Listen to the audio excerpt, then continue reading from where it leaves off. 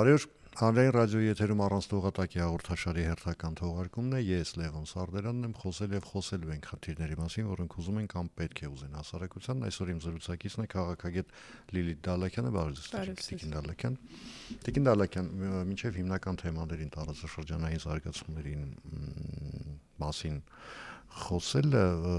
ոչ պակաս դարակազմիկ իրադարձության մասին կառաջարկեմ մի քանի միտք փոխանակել։ Խոսքը վերաբերում է Գյումրիում կայացած Գյումրու ավական ու արտահերթ ընտրություններին, դրա արդյունքներին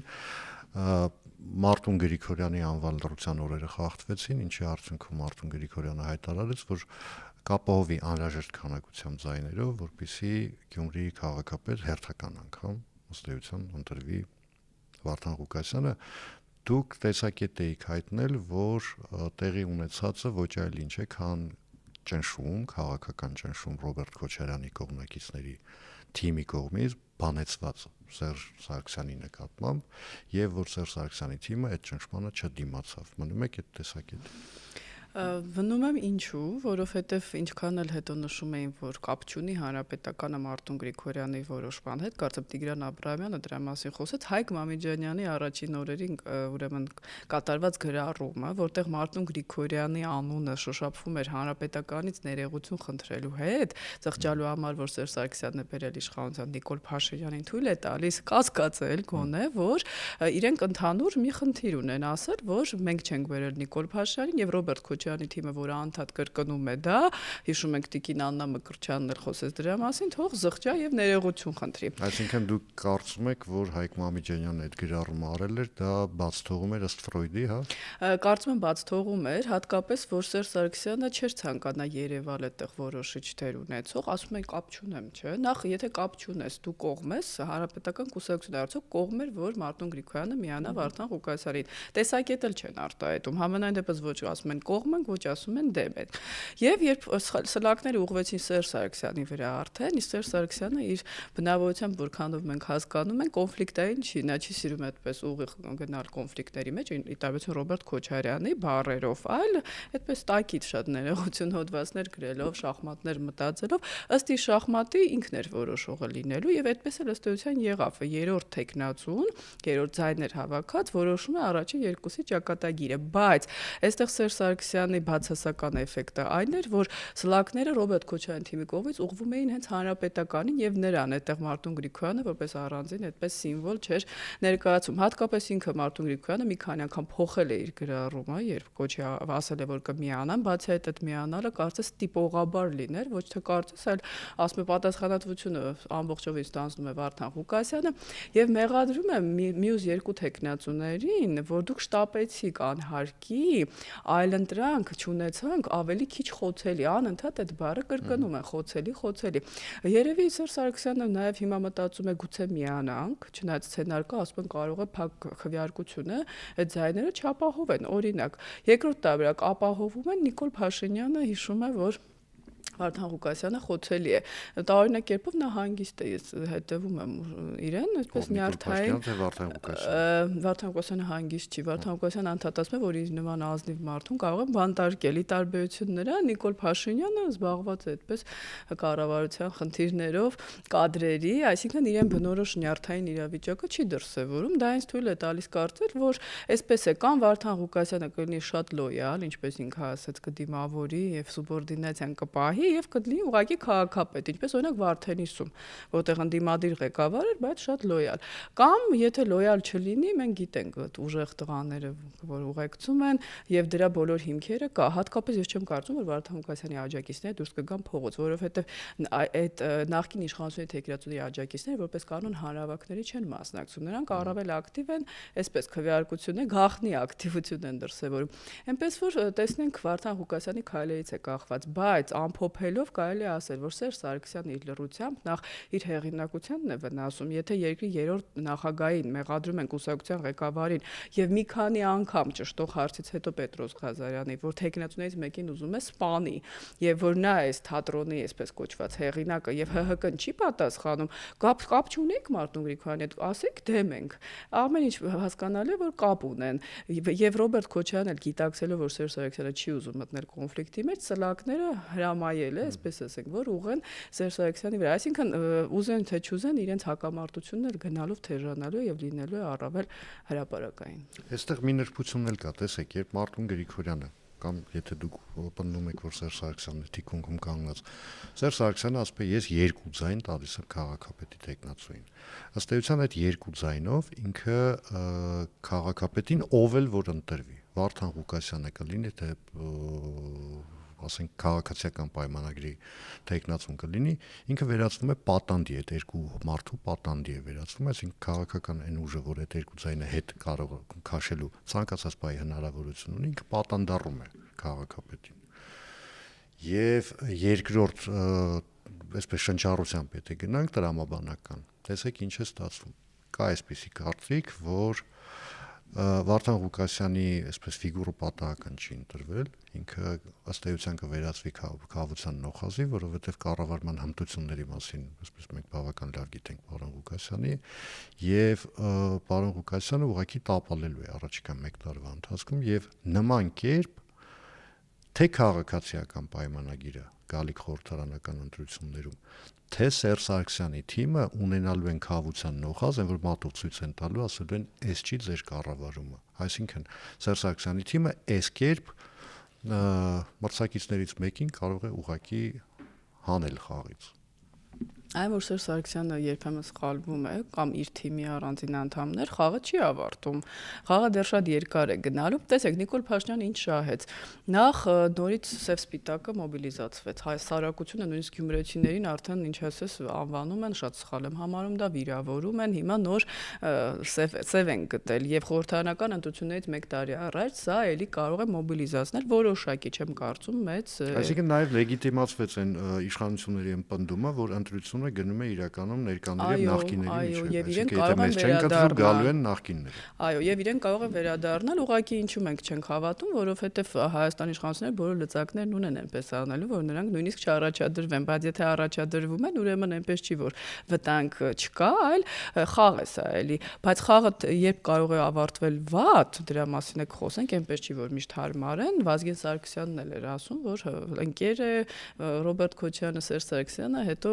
չխորանանք այդ թեմայով։ Հիմա ինչ վերաբերում է կառավարմանը, նախ Վարդան Ղուկասյանը քաղաքի ղեկավար է, նա չի կարող անկախ կառավարել երկրի կառավարությունից։ Բյուջեն ամբողջովին ընդունվում է կառավարության կողմից, այսինքն լծակներ կան Նիկոլ Փաշինյանը։ Չէ, իրականում համայնքը ինքն է իր բյուջեն ընդունում, բայց ուղղակի հաշվի առնելով, որ Գյումրիի տարեկան բյուջեն կազմում է մոտավորապես 14 միլիոն դոլար, այն դեպքում, երբ Գյումրիի խնդիրները լուծելու համար անհրաժեշտ է առնվազն 20-ապատիկ էր գումարի,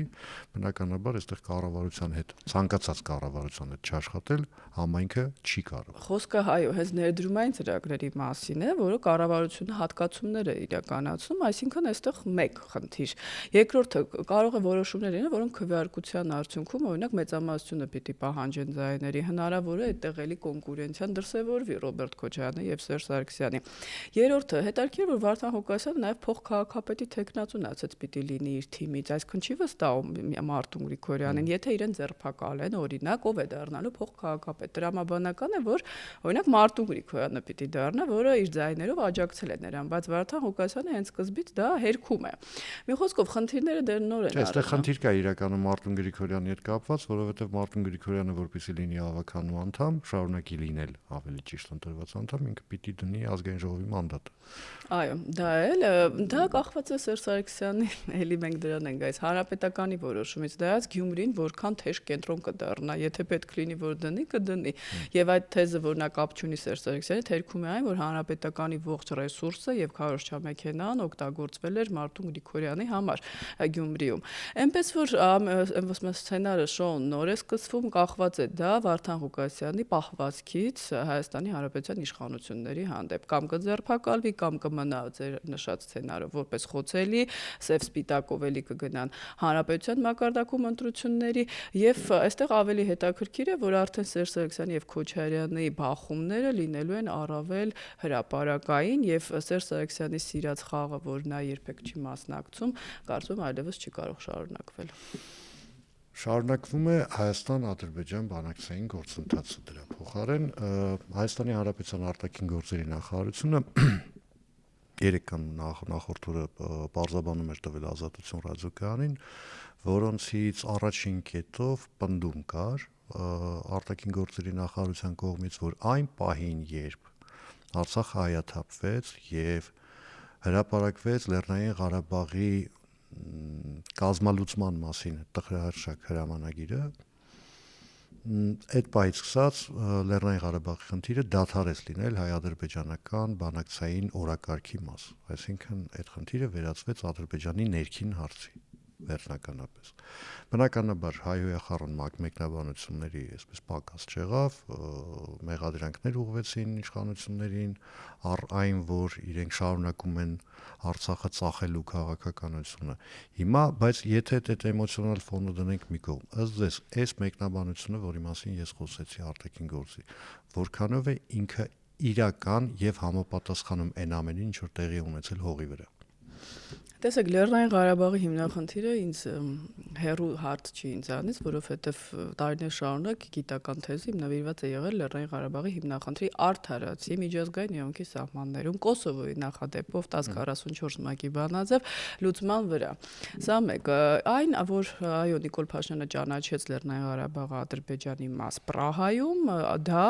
ավարտում է հայ-ադրբեջանական բանակցություններում այդ խնդիրը։ Նախ ինչու էր դա դարել հայ-ադրբեջանական բանակցությունների թեմա, ինչի Լեռնային Ղարաբաղի ներկայացուցիչները չկային այդ բանակցություններում, պետք է էլի ստիպված այդ հայ-հոյախառն այդ արտահայտությունները անողներին դիմենք հանդինս Ռոբերտ Քոչարյանի։ Իհարկե իրենք իրար են մեղադրում Լևոն Տեր-Պետրոսյանի հետ միասին, բայց դա իրենց ներքին խոհանոցն է, իրենք մի նավում են այսօր։ Սա մեկ, այսինքն տարիների ընթացքում Լեռնային Ղարաբաղի հիմնախնդիրը կարողացան դարձնել եւ դրա մասին խոսել է Տոֆիկ Զուլֆիգարովը Հայաստանի եւ Ադրբեջանի միջև տարածքային վեճ, որ ասում են, թե ինչ կապ ունի ով է ներկայացնելու մեկ է հանդիպումներ չէին լինում, կապ չունի, Ժնևյան համաձայնագրեր կա Աբխազիայի Օսետիայի հետ կապված հանդիպումներ արդեն 10 տարի է չկան, 15, բայց Աբխազիան կողմ է։ Դա շատ կարևոր է միջազգային իրավունքի տեսանկյունից։ Բայց դա չի ավարտում Լեռնային Ղարաբաղի հիմնախնդրի հարցը, որովհետև եթե մենք ինքնորոշման իրավունքից ենք խոսում, նույնիսկ Փաշինյանը ասաց, որ ինքնորոշվում են ինչ-որ տարածքից։ Հանրաքվեն եղել է, դա այլ հարց է, թե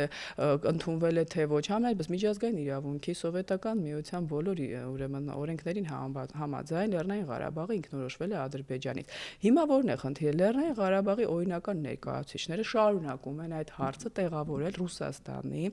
ազդեցության ոլորտում։ Վերջերս հարավակ տեղի ունեցավ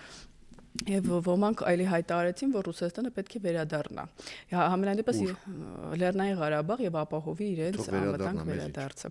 Տեսեք, որն է այստեղ խնդիրը։ Հայաստանի Հանրապետությունում ապրում են բազմաթիվ Լեռնային Ղարաբաղի բնակիչներ եւ բոլորը չի որ նոր են եկել այնտեղից։ Տարիներ շարունակ այստեղ ունեն հարազատներ։ Այսինքն Հայաստանն էլ փոքր երկիր է։ Իմ տեսակետը այն է, որ կարող է որոշակի նրանց ցավը օգտագործելով ազդեցություն օգտագործվել եւ մենք ունենանք հանրահավաքներ արդեն ոչ թե 10,000, այլ օրինակ 50,000, դա լուրջ է, դա Հայաստանում ներքին բախումներ եւ ցնցումներ կառաջացնի։ Այսինքն Ռուսաստանի հաշվարկը, ես Ռուսաստանն եմ իհարկե այստեղ տեղավորում, այն է, որ Հայաստանում կարելի է այդ թեմայով, եթե իրենք ճնշեն, որ Ալիևը բաց թողի նաեւ Ռուբեն Վարդանյան եւ նա վերադառնա, այսպես օջախ ստեղծել Հայաստանում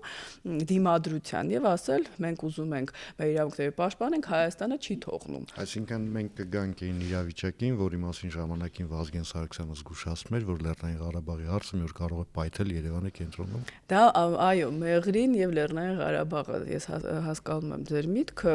տեսեք, Ռուսաստանը իր ազդեցությունը տարածում է կոնֆլիկտների միջոցով։ Իհարկե իրենք ճանաչում են Լեռնային Ղարաբաղը Ադրբեջանի մաս, իդեպ միայն իրենք, Մինսկի խմբի մյուս երկու համանախագահները երբեք այդպիսի հայտարարություն չեն արել։ Այսինքն Վլադիմիր Պուտինը ասաց, որ դա միշտ էլ եղել է Ադրբեջանի մաս։ Դա ասել է մինչև Պրագը։ Միշտ էլ ասել է եւ նա մեղադրեց Հայաստանի նախկին իշխանություններին, որ ճանաչեիք Արցախը, մենք էլ գայինք պաշտպանենք Հայաստանի մաս։ Այսինքն այդ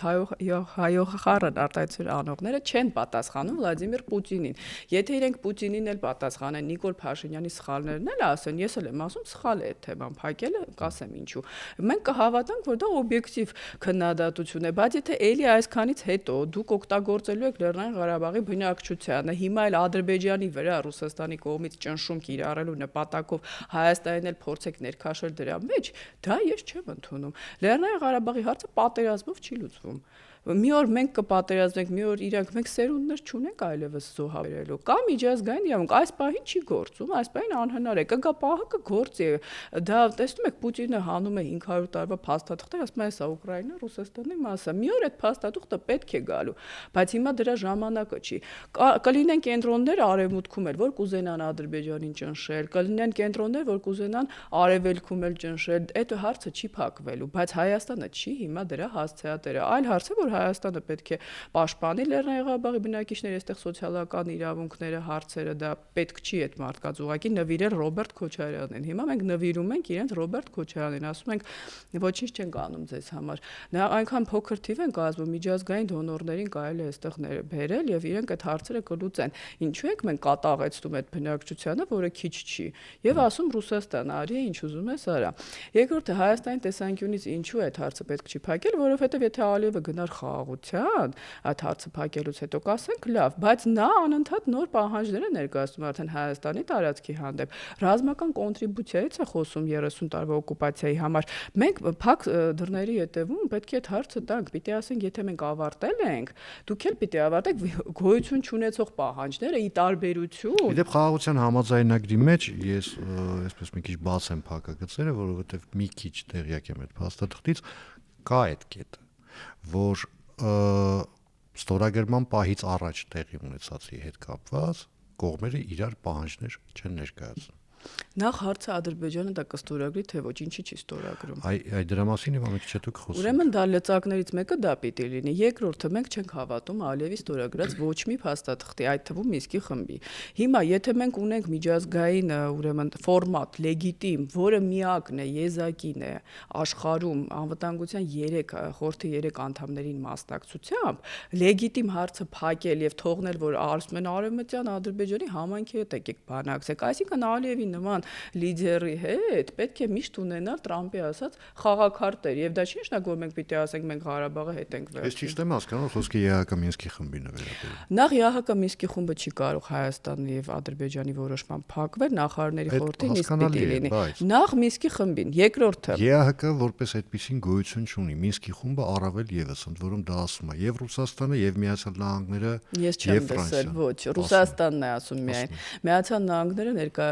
ներկայացուցիչ էր նշանակել Բայդենը ԵԱՀԿ Մինսկի խմբում պատերազմից հետո։ Ֆրանսիան այսպեսի հայտարարություն չի արել, ես ուշադիր հետևում։ Չեմ ասում ուղիղ հայտարարել են, բայց Ռուսաստանը հայտարարել է, Ռուսաստանը հայտարարել է։ Ես դրա համար նշեցի, կա Ժնևյան ֆորմատ, գիտեք, կարող է 50 տարի չգործի, դա լծակ է։ Հիմա օրինակ Ադրբեջանի անկախության հռչակագիրը 100 տարի առաջ է ընդունվել, 120, բայց հիմա գործում է մեր տարածքի հանդեպ պահանջներ ունեն, ի տարբերություն մեր սահմանություններ ուզում են փոխել։ Փաստաթղթերը միշտ պիտի ունենալ գրպանում։ Էլի եմ ասում, դա չի նշանակում, որ մենք պիտի ասենք հենց հիմա գնում ենք հետ վերցնենք Լեռնային։ Դա Լեռնային Ղարաբաղի բնակիչների իրավունքն է։ Հայաստանը ճանաչի, չճանաչի, կա ինքնորոշման իրավունք։ Հավաքվեք օրինական ներկայացուցիչներով, դիմեք միջազգային մարմինների։ Երբ որ Հայաստանի օժանդակությունը պետք է լինի։ Արտաքին գործերի նախարարության պատասխանի մեջ կար նաև այդ կետը։ Այո, արցախահայերը պիտի որոշեն։ Բայց դա է խնդիրը, տեսեք, Արցախի հարցը չպիտի փակվի, բայց դա պիտի իրենց ներկայացուցիչները անեն, ոչ թե մենք ասենք եկեք պաշտպանենք, կարող է իրենք էլ կանգնել, պարոն Սարդարյան, ասեն մենք ուզում ենք Ռուսաստանի մաս դառնալ, ինչի գնանք պաշտպանենք, թող մի հատ այդ ժողովուրդը, իրենց ընտրված մարմինները, իրենց դիրքորոշումը արտահայտեն, եթե ժողովուրդը չի վստահում այդ մարմիններին, թող նոր ընտրություններ լինի որևէ երրորդ երկրում, օրինակ Շվեյցարիան, որ ասում է եկեք այստեղ բանակցեք։ Այսինքն տարբերակները շատ են, բայց ես տեսնում եմ, որ այս մարդիկ, որոնք հենց այդ հանձնողներն էին 30 տարվա ընթացքում, էլի ասում են Ռուսաստան այ նոյեմբերի 9-ը կատարի, դա իրանք Կրեմլից են ասել, չէ՞ որ ասեն, այստեղ մարդիկ կան, ասում են Երակոմ համաձայնագիրը որ կատարվի, Լեռնային Ղարաբաղի ժողովուրդը տեսնում եք, չէ՞ որ է թելերը տանում, անվտանգ կվերադառնա, ինչքան անվտանգ կվերադառնա կներեք, էլի, ասենք օրինակ այդ հարցը որպես կանոն չի հնչում, բայց այն իրավիճակում, որը մենք հիմա ունենք, Լեռնային Ղարաբաղի ժողովուրդը համաձայն է վերադառնալ Լեռնային Ղարաբաղ, սովորել ադրբեջանական դպրոցներում,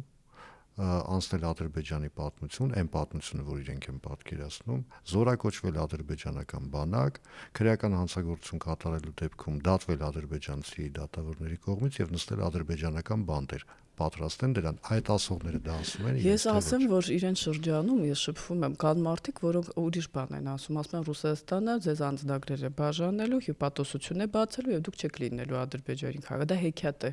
Երբևիցե Ռուսաստանը Ադրբեջանի դեմ որևէ քայլ չի կատարի, կարող է ձեզ օգտագործել կներեք որպես միջոց, բայց երբևիցե նա չի ասի, որ Ղարաբաղը անկախ է, ինչու, որովհետեւ Ռուսաստանի տակտիկաներից մեկը եղել է սա, Ադրբեջանի տարածքում իրենք պետք է ունենան զորքեր, որպեսզի Ադրբեջանը չկարողանա վաղը մյուս օր դառնալ ՆԱՏՕ-ի անդամ Թուրքիայի միջոցով, որպեսզի ասեն դա, պիտի ասեն, որ Ղարաբաղը Ադրբեջանի մաս է։ Սա է տրամաբանությունը Վլադիմիր Պուտինի, որ ես հիմա Ադրբեջանում ունեմ զորքեր։ Քանի որ իրավիճակը թուլացավ Ուկրաինայում, նա այդ զորքերը հանեց, բայց Լավրովի հայտարարությունը եւ ես դրա մասին խոսել եմ, որ մենք արդեն այդ հարցը կքննարկենք Ադրբեջանի իշխանությունների հետ, ցույց է տալիս, որ այդ հարցը փակ չի իրենց համար։ Լավ, այդ հարցը իրենց համար փակ չի, Ադրբեջանի հետ է կապված այդ հարցը։ Այդ դեպքում կարող եք բացատրել տրամաբանությունը, որ շաբաթը մի անգամ առնվազն Ռուսաստանի կողմից սպառնալիք է հնչում Հայաստանի նկատմամբ։ Այ գիտեք ինչ կա, այ գիտեք ինչ կա, եթե դուք անեք այսպես ոչ թե այնպես, այդ տեսեք Ուկրաինայի օրինակով ինչ կարող է լինել։ Այսինքն այդ սպառնալիքը այն դեպքում, երբ Ռուսաստանի դիրքերը Հայաստանում եկեք ընդունենք, որ բավական թուլացել են, ընդ որում նաև այդ ռետորաբանության պատճառով։ Ավարտելով նախկին հարցը, որը սրան էլ է վերաբերում, իմ տեսակետը այն է, որ դա պիտի օգտագործվի որպես խաղաթուղթ Ադրբեջանին, քանի դեռ ալիևը կոնստրուկտիվ չի։ Երկրորդը, հիմա Լեռնային Ղարաբաղի ժողովրդին Ռուսաստանը դիտարկում է որպես ապակայունացնող գործոն։ Ես դա ժողովրդին չեմ ասում, սխալ չհասկանաք։ Ես ժողովրդի ցավը, ինչպես ցեղասպանությունը, օգտագործելուն մասին եմ խոսում, մանավանդ որ իրենց օրինական ճակերտավոր ներկայացուցիչները լիովին տեղավորվում են Ռուսաստանի նարատիվների մեջ։ Այսինքն Հայաստանի իշխանությունները պետք է փորձի գոնե սոցիալապես այդպես բացասական սցենարներ չկատարի Լեռնային բնակչության հանդեպ, մանավանդ ներողություն կա դատախազում քրեական գործ, ես դրա մասին խոսել եմ, $500 միլիոն գողանալու Արցախի ներդրումային հիմնադրամից պարոն Սերժ Սարգսյանի կողմից հենց այդ գումարները տվեք ղարաբաղցիներին, որ ասում եք մենք գումար չունենք ձեզ տալու, այդ գումարը լիովին իրենց բավարար է։ Մանավանդ այդ սլակները կուղենք արդեն նախկին իշխանություններին, թող իրենք իրենց հարցերը պարզեն։ Հիմա ինչ վերաբերում է մեզ սպառնալուն։ Ռուսաստանը մեզ վրա ունի լուրջ տնտեսական լծակներ։ Դա էլի շնորհիվ նախկին իշխանությունների, դա վերին Լարսն է, դա ատոմակայանի գործողությունները, այդ մոդուլային ատոմակայանի կառուցումը պետք է արագացնել։ Դիվերսիֆիկացումը տնտեսության մենք խոսում ենք, դա շատ կարևոր է Հայաստանի անկախության համար, որովհետև սոցիալական վիճակը ապակայունացնելը երկրում լուրջ ներքաղաքական խնդիրներ կառաջացնի, հատկապես որ այսօրվա իշխանությունները այլևս չեն վայելում ժողովրդի 90%-ի վստահություն։ Այսինքն Ռուսաստանը շատ գործիքներ է ստեղ ունի, ներքին ընդդիմություն, պառակտել եւ այլն, Հայաստանի անեպ տնտեսական սանկցիաներ, քանի դեռ մենք Եվրամիության անդամ չենք դառել, այսինքն մենք պետք է մեր արևմտյան գործընկերներին Մոլդովայի նման բացատրենք, որ մենք վտանգի տակ ենք, եթե մենք նույնիսկ ձեզ հետ խոսում ենք, մենք վտանգի տակ ենք, ինչ կարող եք դուք մեզ առաջարկել։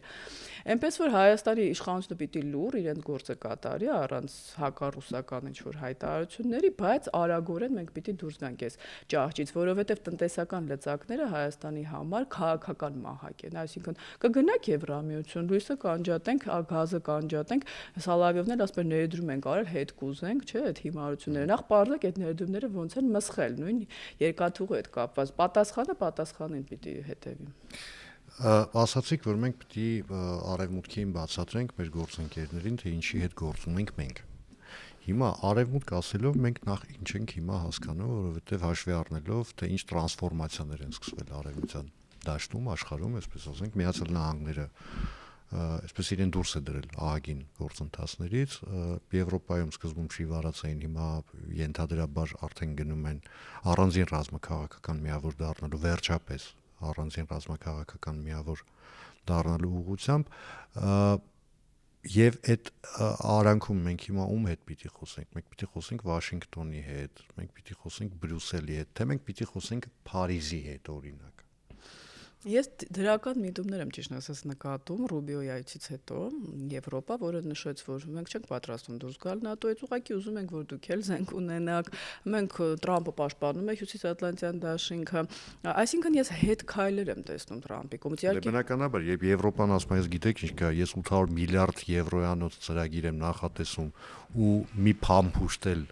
Միացյալ Նահանգներից չեմ գնի այդ ընթացքում, բնականաբար Թրամփը այս վերջին շրջանում ընդ որում ինքը այտենց սովորություն է դարձրել ինչ որ բաներից հետ կանգնել։ Նույնը վերաբերում է տարիֆներին մաքսային, երբ որ իրեն հարցրեցին, ասաց, հա հնարավոր է հանեմ, այսինքն առավելագույն ճնշման դիվանագիտական տակտիկան է գնում, հետո եթե պատասխանում ես, իդեպ սա Հայաստանին էլ է վերաբերում, ասում են լավ մի րոպե, ոնց որ պատասխանեց։ Իսկ եթե Եվրոպան ասում միջանցքը չի տալի, հալա այո,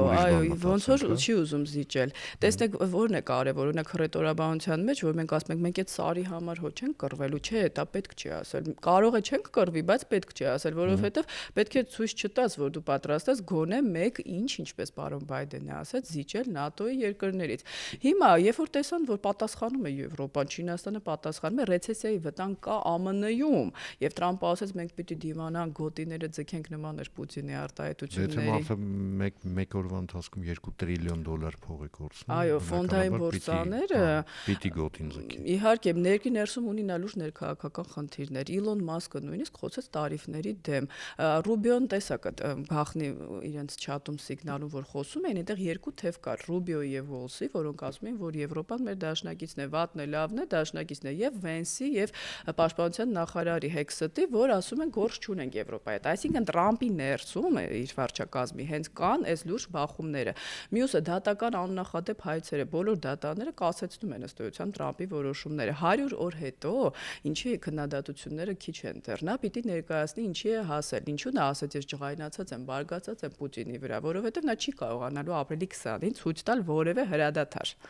Թե դրանից հետո ինչ կանի, կասի լավ ես գործ չունեմ, որ ասեց կամ հիմա կամ ես դուրս եմ գալիս, թե Ուկրաինային կզինի այնքան որքան խոստացավ, թե հակառակը հիմա Ռուսաստանին կզինի, դա չգիտենք, դա իհարկե հեքիաթ է, բայց այն որ Թրամփը չունի որևէ ծրագիր, դա ակնհայտ է։ Մի օր ասում է Գրենլանդիան կգրավե, մյուս օրը Դանիային ասում է Գրենլանդիային ինչ ես Ռուսաստանից պաշտպանում։ Մի օր Պուտինը իր ընկերն է, հաջորդ օր իրեն բարկացնում է։ Այսինքն Թրամփը ռեակցիաներից ելնելով, այդ հոգ նա դիվանագետ չի, բիզնեսի իր փորձից ելնելով ճնշում է, տեսնի ինչ կլինի։ Ես չեմ զարմանա, որ նույն Չինաստանի հետ պայմանավորվեն, իհարկե դա Ռուսաստանի համար լավ չի, կամ Իրանի հետ մի փոքր այլ այնտեղ Իսրայելն է իհարկե խառնվում, այսպես ասենք, այսինքն Թրամփի ճնշող քաղաքականությունը իր արդյունքը չունեցավ։ Եվրոպան սկսեց ռազմականացվել եւ դա Ռուսաստանին էլ էր վատ, այսինքն Ռուսաստանը ոչ մի բան չի ստացել մինչ օրս, բացի այն, որ Եվրոպա մայրցամաքը սկսեց խոսել միջուկային զենքի ստեղծման մասին, բացի Ֆրանսիայից, ինչը Հայաստանի համար լավ է, որովհետեւ այն ժամանակ մեզ ասում են Եվրոպանով, ինչ կարա անի, հիմա տեսնում եք ինչ կարող է անել։ Զարգացումները դեռ արժևում են եւ խոսում են, որ Վոլսին կարող է աշխատանքից ազատել, սա վատ է, որովհետեւ նա հայկական ավելի հայամետ դիրքորոշում ունի, որովհետեւ նա կասկած ունի, որ այդ սիգնալում Վոլսը հատուկ էր այն լրագրողին ներառել չաթում, ներքին գզվրտոցը արդեն այնտեղ սկսվել է վհուկների որսը, բայց այն որ Թրամփը շատ հաճախ հետ է կանգնում իր քայլերից 16 թվականին այդպես տարիֆներ բոլորի վրա դրեց, հետո հանեց, կամ ասում էր ես արտադրությունը բերելու եմ Միացյալ Նահանգներ, հիմա էլ է չէ ասում, բայց չբերեց, ինչու, որովհետև այդ գործարանները մեկ օրում չեն աճում, դա 3-ից 5 տարի է պետք, այդ 3-ից 5 տարվա ընթացքում այդ սպառողը այդ ապրանքները պիտի գնի, այսինքն ամերիկացիները տուժելու են, ինֆլյացիան աճելու է, մեկ է գնելու են այդ ապրանքը, ներդրումներ էլ չի լինելու եւ նմանեցնում են մեծ դեպրեսիայի տարիներին Գուվերի, երբ դրանից հետո սկսեց երկրորդ համաշխարհային պատերազմը, այնպես որ բաց սահմանները դա ձեռնտու է բոլորին, իզոլացիոն քաղաքականությունը կարող է նոր պատերազմի պատճառ դառնալ։ Շատ շնորհակալություն զրույցի համար, հիշեցնեմ այսօր իմ զրուցակիցն էր քաղաքագետ Լիլիթ Դալաքյանը, ես Լևոն Սարդարանն եմ, կհանդիպենք արդեն վաղը նույն ժամին, նույն վայրում, հաջողություն եւ համբերություն բոլորիս։